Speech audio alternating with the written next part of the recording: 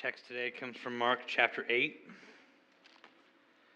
verses 1 to 21. If you have your Bibles, you can turn there with me. It's Mark chapter 8, verses 1 to 21. Hear now the words of God. In those days, when again a great crowd had gathered and they had nothing to eat, he called his disciples to him and said to them, I have compassion on the crowd because they have been with me now 3 days and have nothing to eat. If I send them away hungry to their homes, they will faint on their way, and some of them have come from far away. And his disciples answered him, How can one feed these people with bread here in this desolate place? And he asked them, How many loaves do you have? And they said, 7. And he directed the crowd to sit down on the ground, and he took the 7 loaves, and having given thanks, he broke them and gave them to his disciples to set before the people, and he set them before the crowd. And they had a few small fish, and having blessed them, he said that these also should be set before them. And they ate and were satisfied, and they took up the broken pieces left over, 7 baskets full. And there were about 4,000 people, and he sent them away, and immediately he got into the boat with his disciples and went to the district of Dalmanutha. Now the Pharisees came and began to argue with him, seeking from him a sign from heaven to test him. And he sighed deeply in his spirit and said, Why does this generation seek a sign? Truly I say to you, no sign will be given to this generation. And he left them, got into the boat again, and went to the other side. Now, they had forgotten to bring bread, and they had only 1 loaf with them in the boat, and he cautioned them, saying, Watch out, beware of the leaven of the Pharisees and the leaven of Herod. And they began discussing with one another the fact that they had no bread. And Jesus, aware of this, said to them, Why are you discussing the fact that you have no bread? Do you not yet perceive or understand? Are your hearts hardened? Having eyes, do you not see? And having ears, do you not hear? And do you not remember? When I broke the 5 loaves for the 5,000, how many baskets full of broken pieces did you take up? They said to him, 12. And the 7 for the 4,000, how many baskets full of broken pieces did you take up? And they said to him, 7. And he said to them, Do you not yet understand? This is God's word to us. Let's go to our Father in heaven. Our Lord, we thank you so much again for today. And Lord, we do pray, as we come to your text this morning, your word, Lord, we pray that you would conform us into the image of your Son. Lord, that we would become more like you. Lord, I pray that you move our hearts closer to you. And Lord, I thank you, Lord, for all that you have blessed us with. I thank you for all these things in Jesus' name. Amen. You may be seated.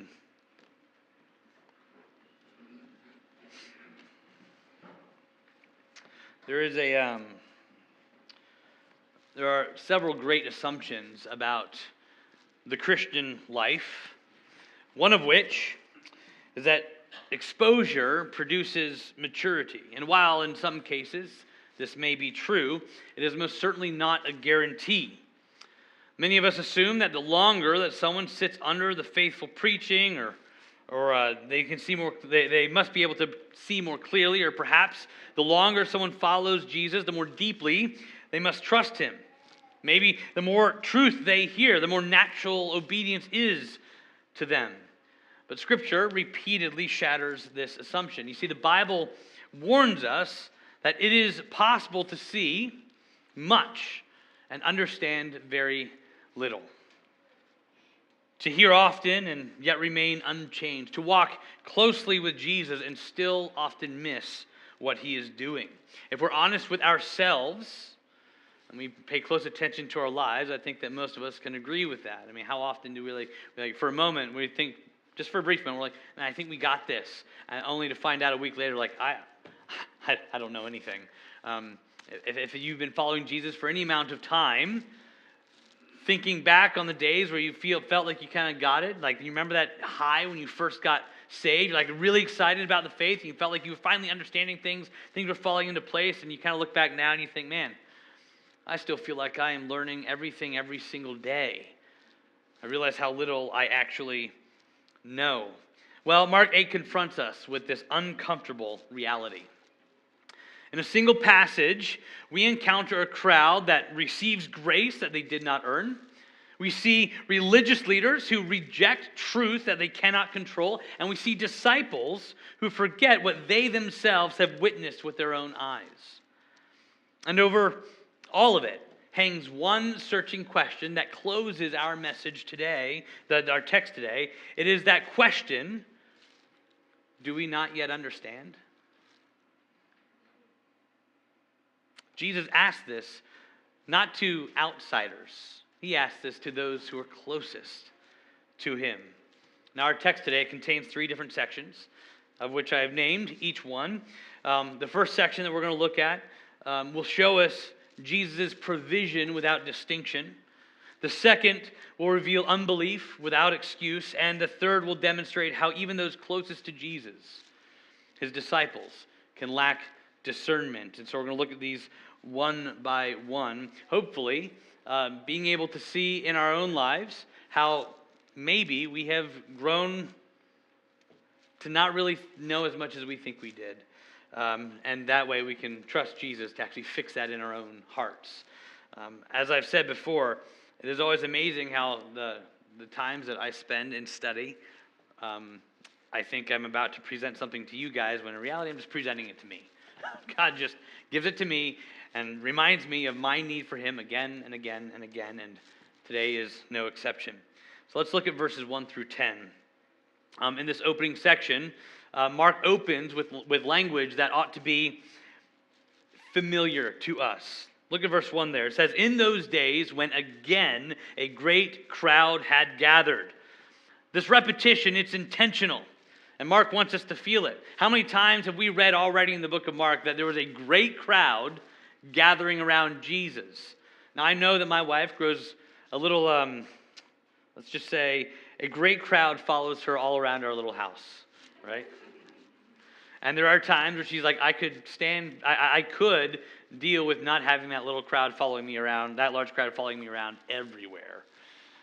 I want to know how Jesus felt with the thousands of people following him around. All the time. A crowd everywhere. This became a defining feature of his ministry. And then we see that word again. That word again. This in those days when again a great crowd followed him. It's not accidental that Mark is pointing this out. It's very deliberate. It's drawing our attention back to a story that took place earlier in the gospel that we've already covered. I'm sure you've already realized, hey, haven't we kind of read this before? Like feeding a group of people. Like it all sounds very familiar. Well, there are some similarities between these two. You see, once again, this Jesus is followed by this crowd. They're in a desolate place. These people are hungry. Jesus has compassion on them. He chooses not to send them away. Instead, Jesus highlights, well, they have nothing to eat. And so he calls his disciples to him, and he says in verse 2, I have compassion on the crowd, because they've been with me now 3 days and have nothing to eat. Can you imagine following a teacher around for 3 days? And if I sent them away hungry to their homes, they will faint on the way, and some have come from far away. Now, just as before, we see Jesus with this compassion. Again, you see the repetition here. And immediately this exposes the disciples' uncertainty. And just like last time, Jesus' compassion, it sparks a small little debate among the disciples and Jesus. The disciples answered him in verse 4. They say, well, how can we feed these people with bread here in this desolate place? Now, at some point, you would think that as a disciple, experiencing all of this kind of for the second time, some of you would pipe up and say, whoa, don't ask him that. Like, we've seen this before. We've experienced this before. Or maybe there's like, man, this feels oddly familiar. Where have we experienced this before? Well, Jesus looks at them and responds the exact same way he did last time. He asks the question, how many loaves do you have? Jesus doesn't ask them to produce something new or impressive. He's not asking them to conjure up anything. What do you already have? Jesus is asking them, as he did before, trust God with what he's already given you to accomplish the task before you. Mark continues in verse 6, and he directed the crowd to sit down on the ground, and he took the 7 loaves, and having given thanks, he broke them and gave them to his disciples and set before the people. So just as before, Jesus now, after the issue's been brought up, he's been given the 7 loaves, and he directs everybody to sit down. Now, in the other text, they were told to sit down on green grass. Here, we're not told any kind of details like that. They're just told to sit down. And he takes what the disciples had given him. He gives thanks for it. he breaks the bread and he places it into the hand of the disciples to distribute to the people. And Mark adds that they also had a few small fish. Now, the Greek word used here is different from the one before. It's referring to a smaller fish, probably something like a sardine or something of that nature. And Jesus blesses them as well, and the disciples distribute the meal. Now, in verse 8, we are told that they all ate and they were satisfied, and they took up the broken pieces left over, 7 baskets full. From so little, Jesus satisfies the hunger of many again. And Mark underscores the abundance of this by drawing our attention to what remains. Just like last time, there are leftovers, abundant leftovers, 7 baskets of leftovers. Now, the number 7 is a significant number in the Bible, and I want to be very careful here because we need to be cautious. Sometimes people take biblical numerology too far. Every little thing, you've seen the picture of the guy with the bulletin board and like every single red thread from one place to another, how it all connects, and they look like a crazy person. Some people get there, but it's clear within the Bible that the number 7 carries some kind of significance. It's used often, and it regularly refers to something that's been completed or whole or perfect in some way.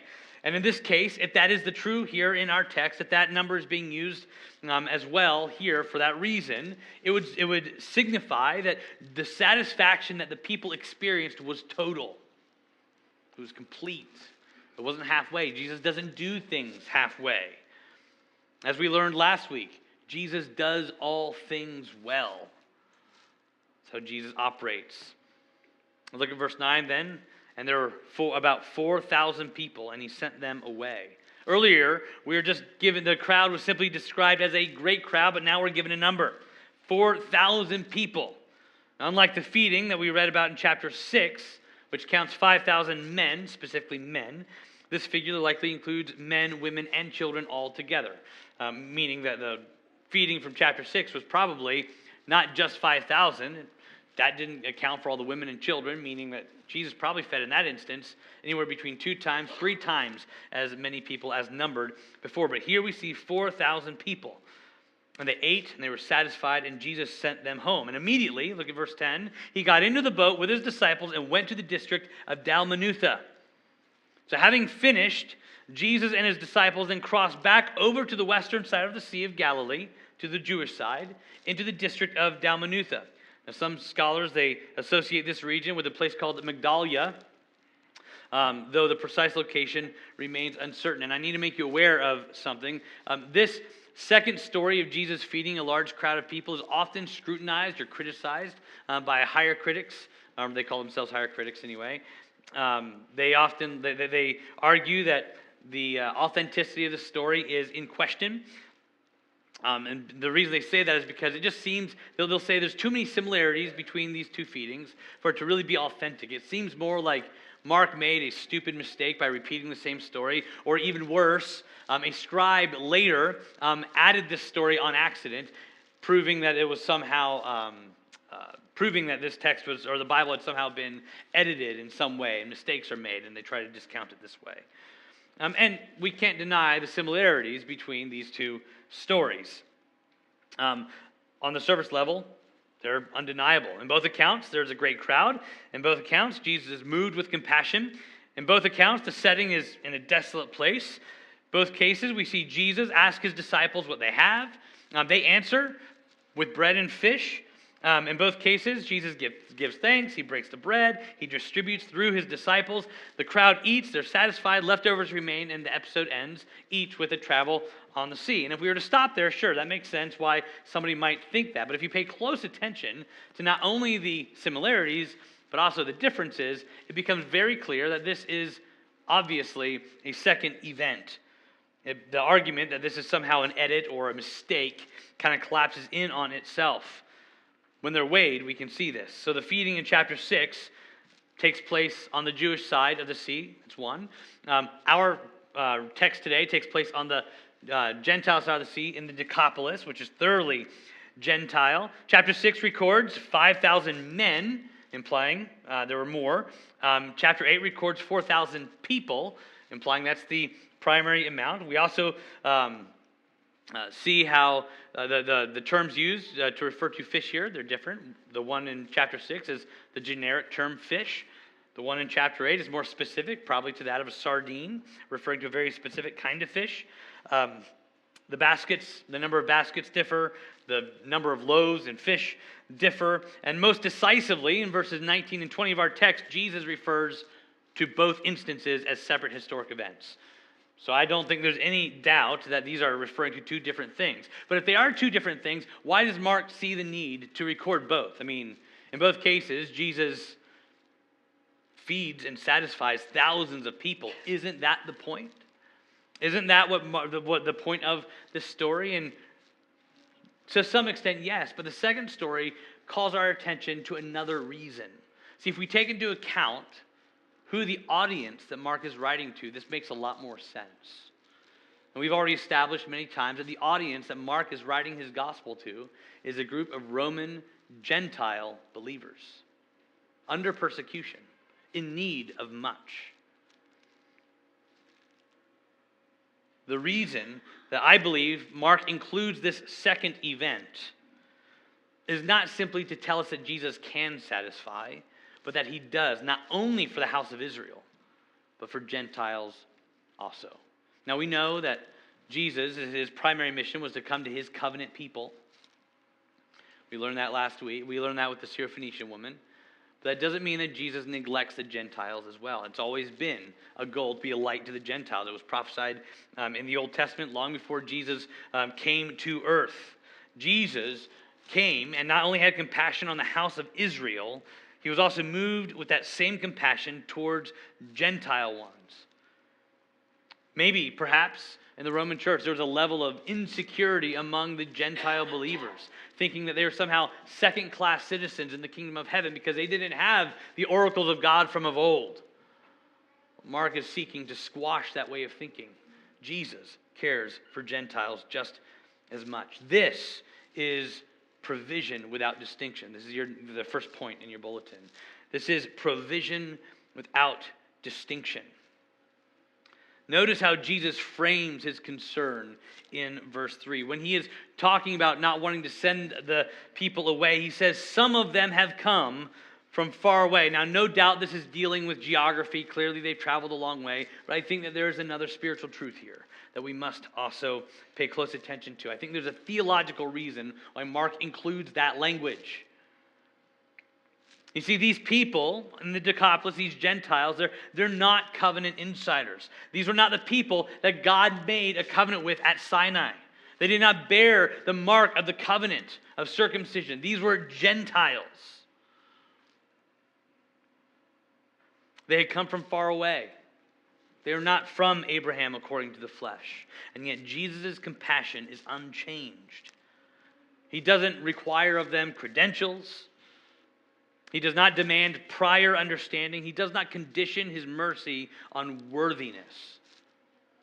He sees a need and then he supplies it. What we are seeing here in seed form is what Paul would later teach to the church in Ephesus, which he says in Ephesus chapter 2, verses 14 to 17. If you have your Bibles, feel free to turn there. I don't have it on the screen with me, but it's a remarkable text. Ephesians chapter 2, verses 14 to 17 say this. Paul writing to the Ephesians, he says, for he, Jesus, himself is our peace. Why would he feel the need to speak peace to the church in Ephesus in this instance? What is it that the church in Ephesus was feeling unpeace about? The church in Ephesus was a mixed congregation. They had Jews and Gentiles together in the same church. And from what I can gather in the letter to the church in Ephesus, there seemed to have been some kind of friction at some point, and Paul is highlighting how that friction has been done away with. He says, for he, Jesus, is our peace, who has made us both one and has broken down in his flesh the dividing wall of hostility. What is the dividing wall of hostility? It is that division between Gentiles and Jews. I know that because verse 15 says, by abolishing the law of commandments expressed in ordinances. This isn't referring to the 10 commandments. This is referring to those commandments that are dealing with ordinances. Which of the commandments in the Old Testament law dealt with ordinances? This is the ceremonial law. This is the priestly code. This is the way in which people would remain clean or unclean. But we are told here that in Jesus' death, he tore down that division of hostility, abolishing those things. Because in his death, he has made things clean. That he might create in himself one new man in place of the two. There are two before, right?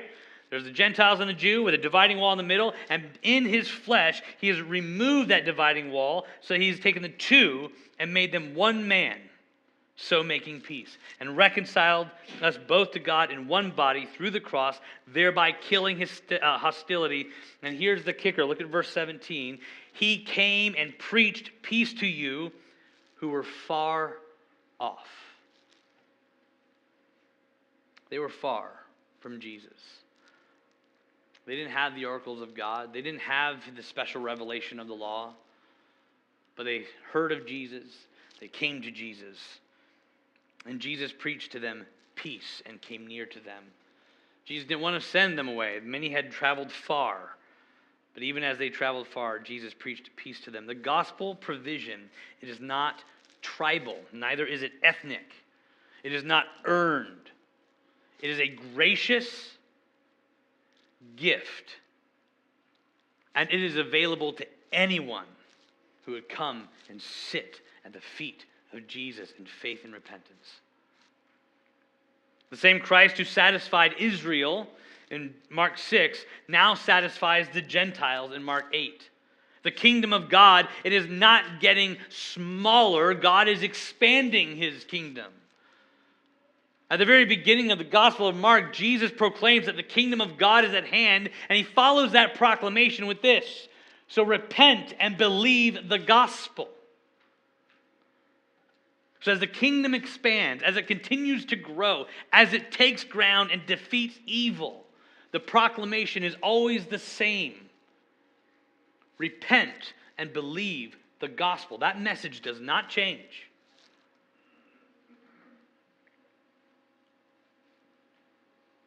The bread that once fed the covenant people, that bread that came from heaven, Paul later tells us, well, Jesus later tells us, that he is the bread from heaven. And he now satisfies not just Israel, but he spills over the borders and he fills nations. And this matters for everything else that follows in our text today.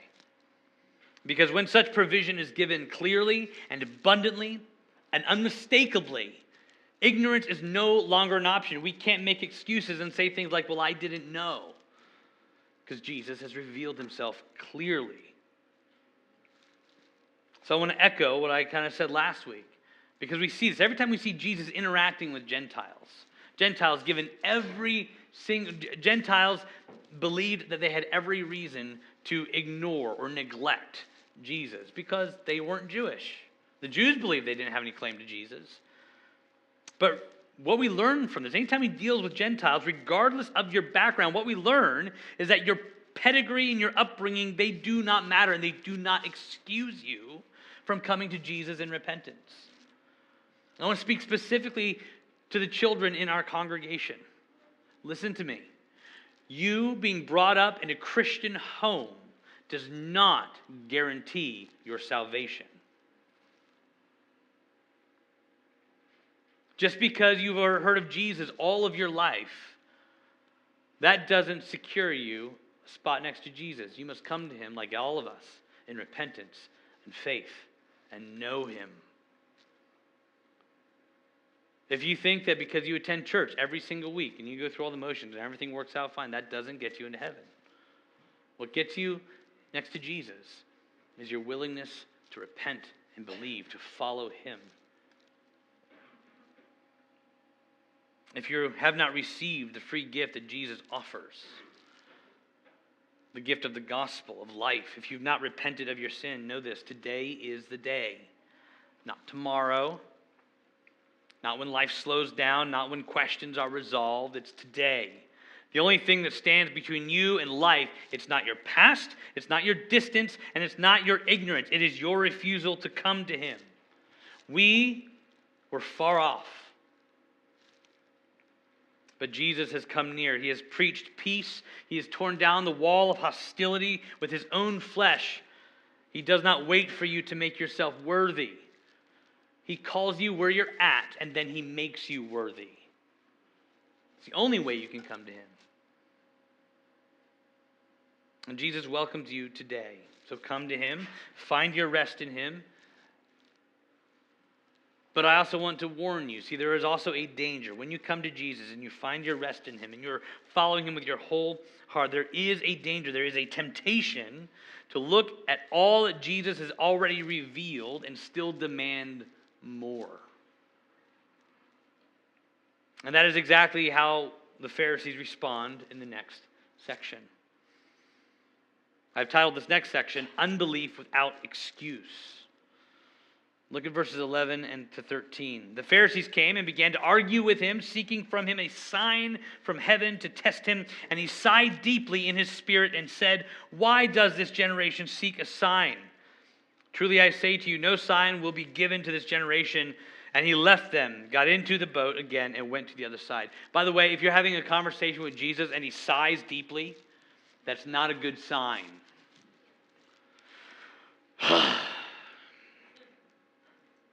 Haven't we already dealt with this?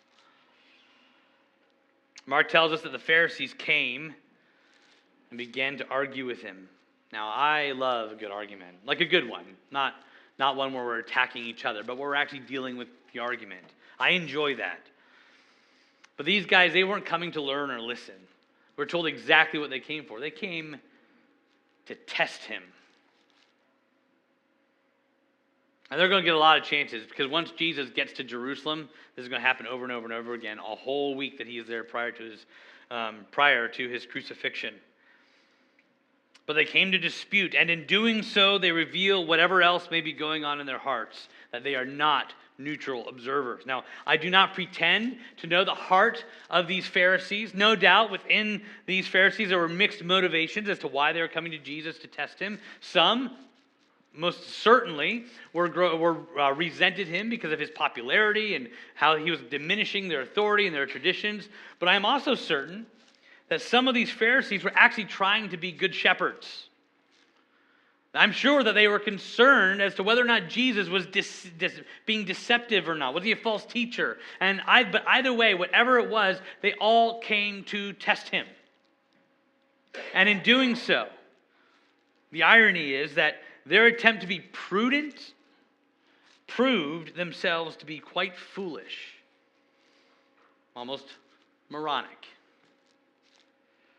Because what exactly are they asking for? They're demanding a sign from heaven. That request, it's astonishing, but not because God frowns upon your desire for evidence. We're told regularly to test the spirits, to actually pay attention to what's going on. We don't just believe things blindly. That is also foolish. So what is it that Jesus sighs deeply in his spirit about here? It's because they're asking for another sign from heaven. How many miracles have we seen Jesus perform already? Some of them, Jesus told people not to tell anyone, but how often do they actually listen? I think there's only one instance that we saw so far that people actually listened. People actually disobeyed Jesus and told other people about him all the time. So the reports were spreading. It was going around. Jesus also performed miracles in front of Pharisees in the synagogue. None of this stuff was like, he wasn't hiding. They knew what was going on. There were eyewitness reports all over the place, and yet they still demanded another sign. And it's not because God frowns on our testing of the spirits. It's because he'd already given them everything they needed. They wanted him to submit to their standards, their timelines, and their criteria. Their request for a sign, it wasn't neutral.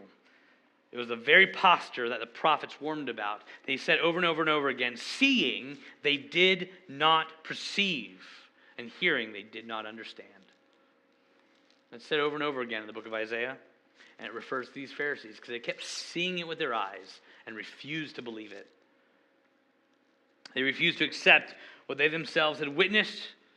The evidence was most certainly not lacking. Their obedience was. Unbelief is rarely the absence of information.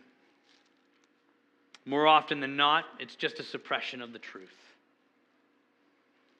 There is a great deal of evidence that our great God, in his providence and love and grace, has given to us of who he is, what he has done. Not only in the creation that we see, but he's even given us a book, one that has stood the test of time, better than any other book of antiquity. And still people suppress the truth and unrighteousness. That's what they're doing. And then Jesus sighs deeply in his spirit, and he says, no. No sign will be given to this generation. And then he gets in a boat and leaves. No explanation, no argument, just no. You have everything you need. No.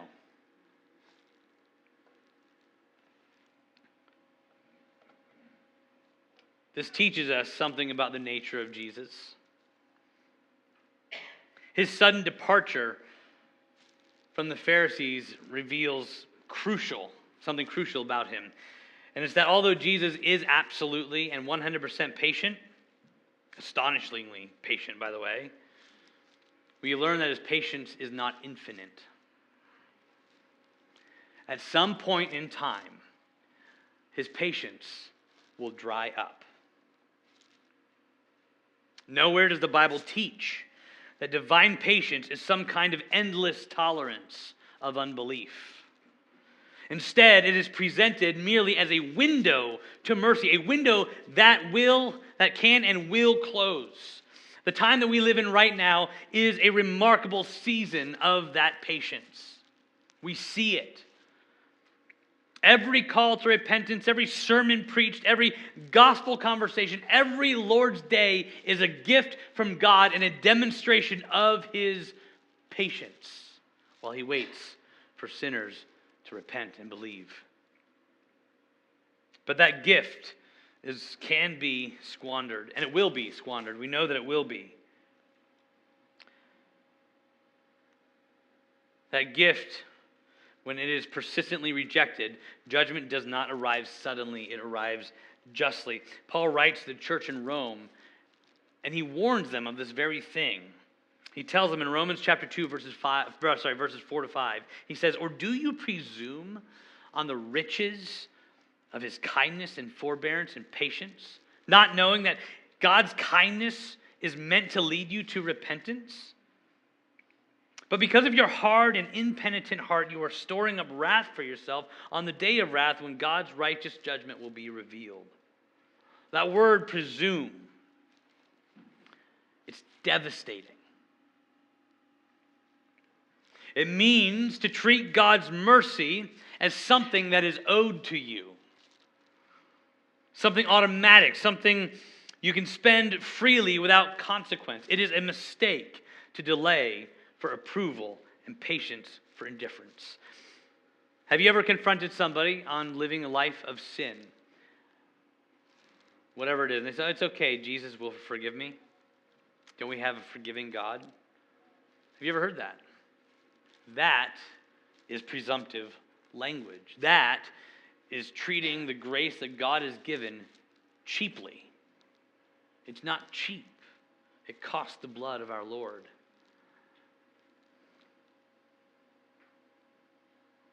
To some, that might sound humble. But it's not faith. It is doing exactly what Paul is warning the church here in Rome of. Paul is clear. God's kindness is not meant to be given so that we can somehow remain in our sin. It is meant to lead us to something. His kindness has a purpose. It is meant to lead us somewhere specifically to repentance. That is a changed mind, a changed heart. It is a desire to seek that which God calls you to and not yourself. And when kindness is treated as a license, something terrifying happens. Paul tells us that we are not merely standing still. If we are living in sin, we are actively storing something up. And it's not a good thing. Not a blessing, it's not mercy, it is wrath. Each act of hardened resistance adds to the account, awaiting the day of wrath when God's righteous judgment will be revealed. In other words, the Pharisees are not being cautious by asking for more signs. They are putting their souls in mortal danger. Every refusal for them to respond to what God has already revealed, it compounds their guilt, one on top of the other. The longer they resist, the heavier the judgment becomes. God is patient. He truly is patient. Think about the thousands of years that He's been patient with sinners. But it is not infinite. God's kindness, it is absolutely rich, but it's not permissive. Our culture wants to see it as permissive. When they hear that God is a gracious God, a forgiving God, a loving God, they assume that means that God is permissive. What good parent is permissive? No good parent gives their kid whatever they want. Sometimes it's because they're not old enough to understand it. Other times it's never good for them. If my 9-year-old says, I want to drive a car, I'm not going to hand him the keys. It's not going to happen.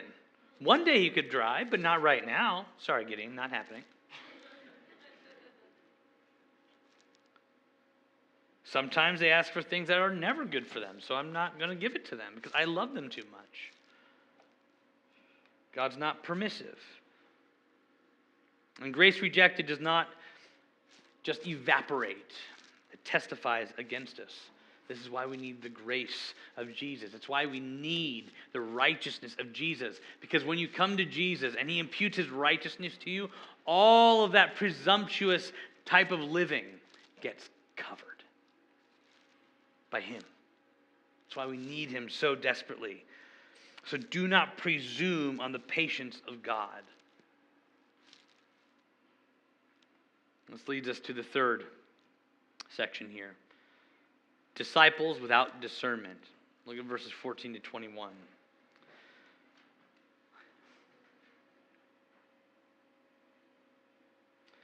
Now they had forgotten to bring bread, and they had only one loaf with them in the boat. This is kind of where the text turns inward. Like one was dealing with the crowds, one's dealing with the Pharisees. But now we're going to deal with those who have the closest proximity to Jesus. And when we think about how the disciples respond and how they act, it's not that hard to see ourselves in them. Let's do a thought experiment. As I read through this next part, so I look at what the disciples are doing, test that against yourself. Is this how you would be responding, right? You've been with Jesus for a long time already. It's probably been a year, maybe 2. You've seen Him do some amazing things. Remarkable things. So much so that you're kind of getting used to it. And so after leaving the 4,000, you guys get into a boat and you're traveling, right? Now they're headed somewhere else. They were on the western side of the sea. Now they're traveling somewhere else. We learn from the next passage of Scripture that they're going to Bethsaida, which is the northern part of the sea. But you kind of start to forget how amazing all of this really is. And you know what they begin worrying about? Man, I'm getting hungry. How much food do we have left? I think we only have one loaf. We forgot to get more bread the last place we stopped. What are we going to do? The great irony is incredibly thick here. Who are they with? What did they just watch Him do? Not once, twice. What are we going to do? We need bread. We're so hungry. I mean, you guys know what it is to be hangry, right? You've experienced this. Sometimes you start thinking irrationally about things. It gets pretty common. They failed to remember what already happened. How would you respond if you were them in this instance? See, these are Jesus' disciples. These aren't his enemies. These aren't covenant outsiders. These are the guys who are with him all the time. They had left everything to follow him. He selected them specifically. And yet, the tone of this section becomes unmistakably severe. By the end of this, you kind of can see the tail between their legs after Jesus finishes his series of rhetorical questions. It just, one hurts one right after the other, and it doesn't stop. Mark tells us that they sailed to the other side, which is, like I said, probably Bethesda. They grow worried about their food. And as Jesus overhears them talking and about how they don't have food with them, Jesus issues a short but decisive warning. He said, watch out. Beware of the leaven of the Pharisees and the leaven of Herod. This is akin to, like, if I'm listening to my boys argue, which they never do, ever. If I'm listening to them argue and I can start hearing the emotion level rise, getting higher and higher, I've done this. Like, boys, be careful. It's getting a little bit out of control. Like, a little argument's fine, but don't let it go too far. Essentially, Jesus is here saying, watch out now. He's starting to sound a little bit like the Pharisees, a little like Herod.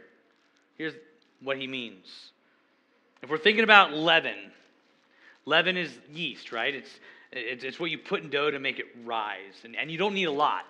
You just need a little bit, and you knead it through the dough, and it works its way through, and as it influences the dough itself, it has an impact on it. Jesus is warning the disciples of the influence of the Pharisees and Herod. What does he mean? Well, Herod, think about Herod's attitude. Herod, we learned earlier that he executed John. Yes, he did. But prior to him executing John, what did Herod think of John? He kind of enjoyed listening to him a little bit. He thought he was fascinating. He enjoyed it. But it didn't really change anything in him. He never repented. He never actually followed John's advice. Instead, his refusal to follow what John was saying led to cowardice and cruelty. What about the Pharisees? Well, the Pharisees knew all the right stuff. They knew all the right things to say and do. They were the pinnacle of righteousness. And yet, their desire to be righteous and pious and all the different things caused them to become hard-hearted. The disciples were getting a little bit like that. They had gotten so used to Jesus, so used to being around him, that they began to grow a little bit, a little complacent, right? They're with the guy who just fed 4,000 people with 7 loaves of bread. That barely feeds the 4 boys in my house.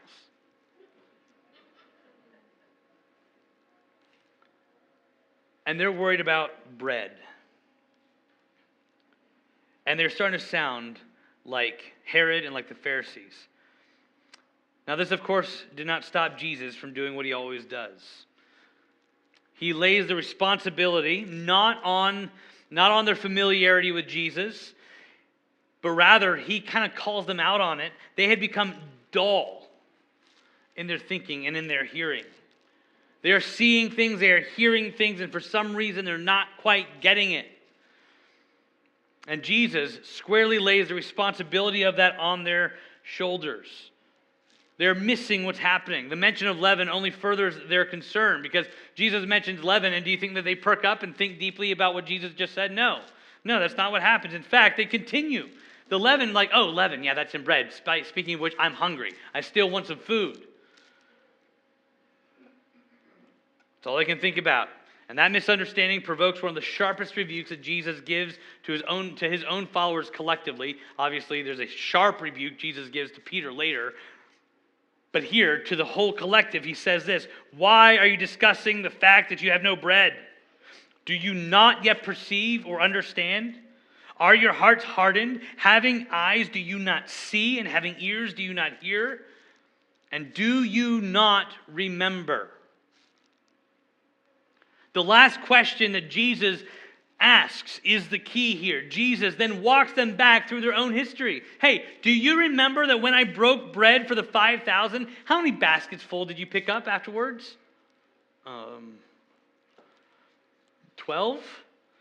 And after the feeding of the 4,000, how many baskets did you pick up afterwards? 7? Do you not yet understand? I can just imagine. Have you ever asked your kid a question like that and they just could have stood like, I don't know.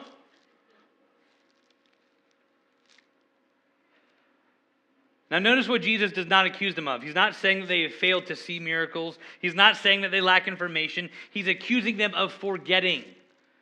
They remember all the numbers. They recall the facts, but they have failed to grasp its meaning. The danger here, it's not ignorance, it is familiarity. It's not the absence of exposure, but failure to reflect on what Jesus is showing them. It's not a lack of what Jesus is revealing to them. It's their neglect of remembrance. Now, Jesus is by no means warning us about becoming too familiar with Jesus. We should be as familiar with Jesus as we most possibly can. But we should also recognize its danger. Right? For example, how many times in your life have you heard that Jesus has died and resurrected from the dead for your sins? How often do you really contemplate what that actually means? It's become so common for people just to say it without actually thinking about what that means, what it entailed. Some people hear the phrase familiarity breeds contempt, and often it does, but then they conclude that the solution then is distance. That if we somehow encounter Jesus less often, then it'll be more meaningful than when we do. So, this is like Creasters. You guys know what a Creaster is? The ones who come to church only on Christmas and Easter, right? They feel it's very important. They make sure they bring their kids to those things. It's really great. But, they don't do it all the time. So it feels really special when they come on the holidays. That's not what Jesus is calling us to do either. I mean, can you imagine? Imagine you're having disagreements with your spouse. And you think to yourself, you know what I really need? We just need to separate for a while. That'll fix everything, right? We need distance from each other. I mean, sometimes, like in the house maybe, but you don't actually fix the problem with your spouse by spending less time together. That doesn't make any sense. That's not the point. If anything, it would deepen the problem. The issue is not closeness, it's inattentiveness. The remedy, it's not distance, it is renewed attention and intentional remembrance, and that takes work. It takes diligence. It takes devotion to actually keep yourself from becoming so dissatisfied with Jesus because you have failed to actually remember the things that he has done for you or the things that he has said.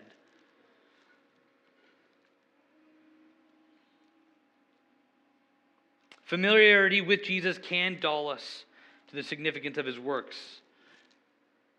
When through routine exposure we cease to actively remember what he has done in our lives.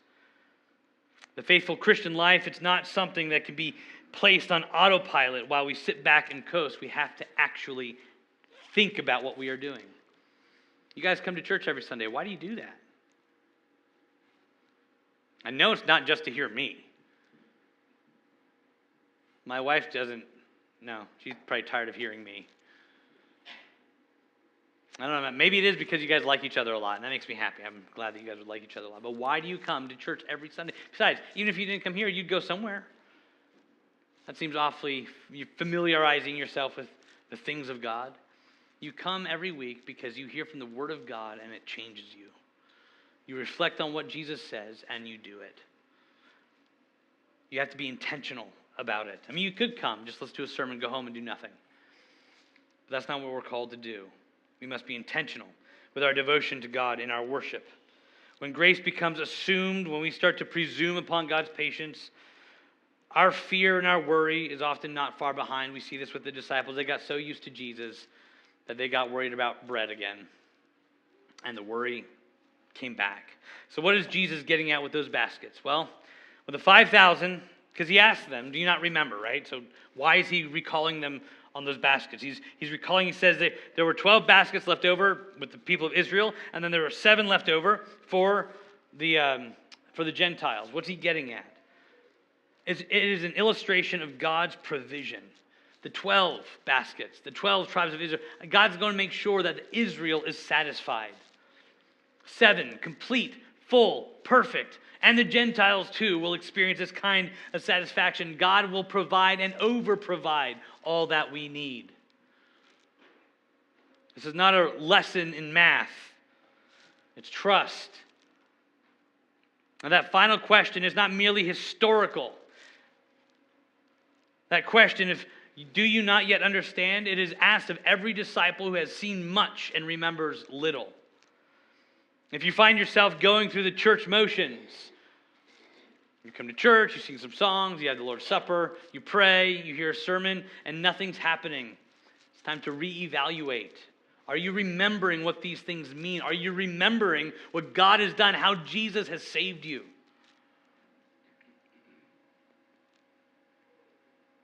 Mark leaves this question unanswered, even when we move to verse 23 next week. We don't see an answer. It just lingers there. Do you not yet understand? It's a question for us to ask ourselves over and over again. The more clearly Christ reveals himself, the less excuse remains for unbelief, forgetfulness, or fear. And the more accountable his hearers become. The more we spend time with Jesus, the more accountable we are.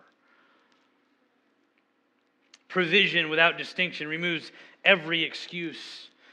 Christ has fed the hungry, he has welcomed the far off, and he's preached peace to those who had no claim on him. No one can say that I am excluded. No one. No one can say I was too far away. Jesus has revealed himself clearly. Unbelief without excuse, it invites judgment. The Pharisees remind us that the exposure to truth does not guarantee submission to it. When revelation is persistently resisted, patience gives way to silence, and silence gives way to judgment. Remember, Jesus just walked away. Disciples without discernment face loving but sharp rebuke. One of the things that the writer to the book of Hebrews says that those whom God disciplines, he loves, right? There may be times that you and I need to be rebuked, that our Lord lovingly comes alongside of us and reminds us of what he has done, which is what we see in those list of questions that Jesus gave his disciples. Have you not? Did you not? Do you not? I mean, it's just over and over and over again. Do you not yet remember or understand? And yet, for the Christian, there is still comfort here. In Luke chapter 24, after Jesus' resurrection, the answer to that question, do you not yet understand, we're given kind of an answer. Jesus, on the road to Emmaus, we are told that he opened the minds of his disciples to understand the scriptures. Yes, we come to Jesus and there's much that we don't understand, but here's the beautiful part. The Holy Spirit's been given to you that you may be opened, that you may understand all that he has given you. In other words, Christ does not merely expose our dullness like he did with, like he exposed that of the disciples. He also provides a way to heal it. He does not only confront our forgetfulness, he restores our memory. Why do you think that he has given us these ordinances of the Lord's Supper and baptism? These are meant to remind us of what he has done. To recall. The Puritans called these things visible sermons because they present the death, burial, and resurrection of our Lord. Every time we partake of the Lord's Supper, we declare the Lord's death until he comes. Every time somebody is baptized, we see somebody symbolically going underwater, representing the death of the old man, and then coming up out of the water, representing the new man that is in Christ. We remember what he has done. Jesus restores our memory. The rebuke, it's real, but it's not the final word. The question that Jesus asks us, it is sharp, but it is asked by a Savior who intends to finish what he had begun. What did Paul write to the church in Philippi? He who has begun a good work in you will be faithful to complete it. He doesn't just leave us there. And so if you hear this question and you feel the weight of it, it's not condemnation. It's a reminder. It's an invitation from Christ. Jesus does not offer that question to condemn us necessarily. He's not done with his slow disciples. He is patient with weak faith. Praise God. Amen, anybody? He's patient with weak faith. He delights to turn confusion to clarity, fear into trust, and forgetfulness into remembrance. So today, if you are a Christian, come to Jesus and receive that clarity. Do not forget that he is patient with you. The sins of presumption he's died for. Don't forget that either. If you're here today, though, and you don't know Jesus, and you are merely presuming upon his grace, there is an expiration date to that. So come to Jesus today.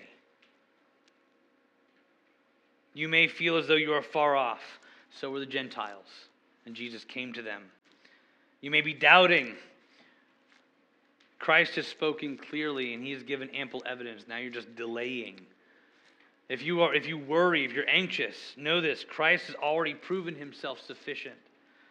Do not demand another sign. Do not wait another day. Do not forget what he has already revealed to you. Come to Christ. Remember his works. Trust his provision for your sin, for your salvation. Because the same Jesus who fed the crowd, rebuked the Pharisees, and corrected his disciples, he still speaks today. And the question he asked still lingers. Do you not yet understand? Let's pray. Father in heaven, I thank you for today. Lord, I thank you for the solemn warnings that you have given us in your word. But Lord, I also thank you that you are a God who saves, who is gracious, and has called sinners to you. I pray, God, that by the power of your Spirit, Lord, that if there's anyone here today who is far from you, I pray, God, that they would come to you. They would repent, that they would believe. I thank you, Lord, for your faithfulness and for your provision. We pray these things in the mighty name of Jesus. Amen.